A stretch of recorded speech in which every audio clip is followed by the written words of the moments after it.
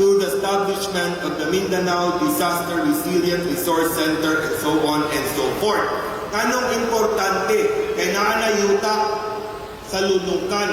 Nganong Bukidnon tungod kay gawas nayuta na sa DSWD na ang Bukidnon sa part Central Mindanao tunga sa Mindanao.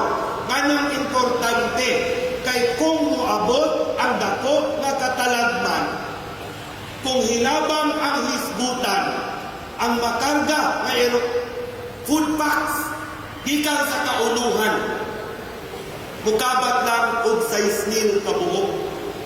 Muray isa nga ay disaster center.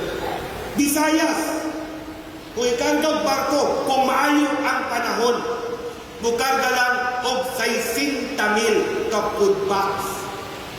Ang kinahanglan sa pulo sa Mindanao naaunta kay pondo na 600,000 ka food packs kung asa sa unom ka rehiyon na dunay katalagman mahimong marespondihan nga dili gudmon ang katawhan.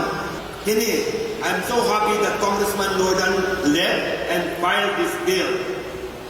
House Bill 3589, an act creating the Metropolitan Cagayan de Oro Development Authority, defining its power functions and providing funds therefore. Anang imong gidambog yun na Metro Cagayan, which will have benefits, hiniusang pagsulbad sa traffic, hiniusang pagsulbad sa baha, hiniusa ang paningkamot na makayo ang kahimtang sa atong ekonomiya.